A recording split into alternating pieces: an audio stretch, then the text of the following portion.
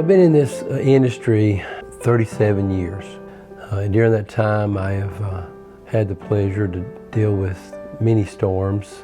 In this case, we had 75% of our system down. The one issue we always had in the past, usually you could do 1 or 2, maybe 3 jobs that would fix something that picked up a lot of the members that were out, leaving a smaller number in which to work with. In this case, it was different.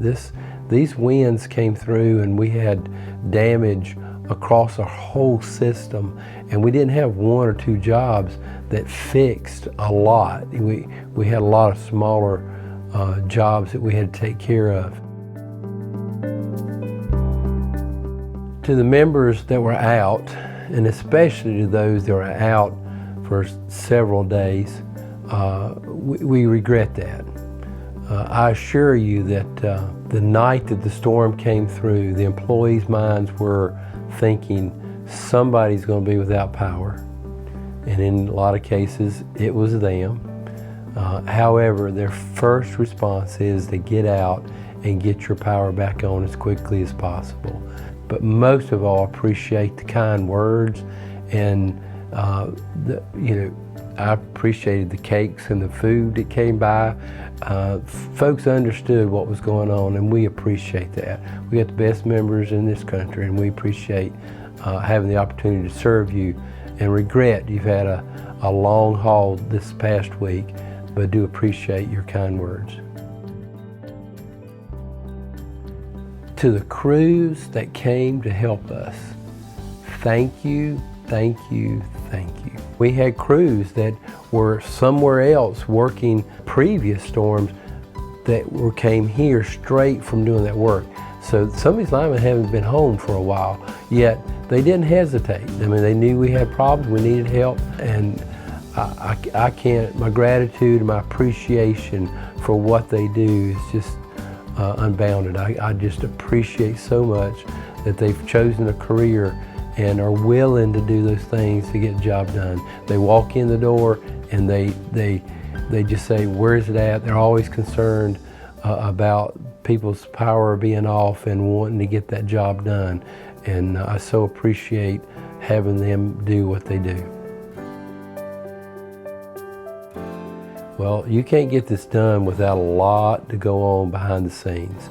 First, feeding folks 3 meals a day, because they're working 16, 18-hour days, and they don't have time to go to a restaurant if one's even available, or go home to get dinner, so a lot of people have to be fed. You also have a lot of people coming in that aren't from here, so they have to have a place to stay.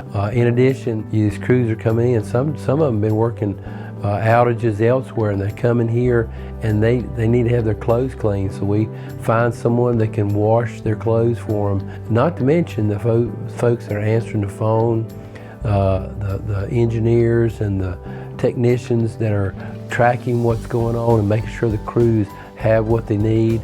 Communications.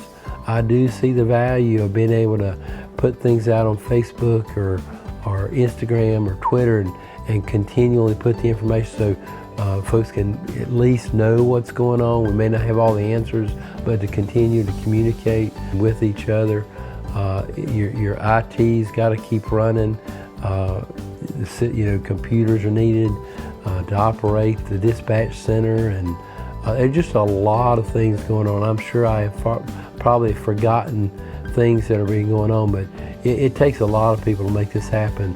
The crews are out there doing the hard work and out in the weather, but there's a whole host and team behind them making sure they have what they need to get it done. To my fellow employees of Central Alabama Electric Cooperative and those that serve Central Access, thank you very much for a great effort, successful effort.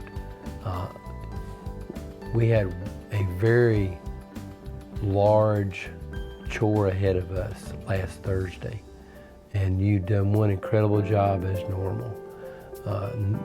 Everybody picked up their part and got it done. If you saw something needed to be done, you were picking it up. And so I thank you very much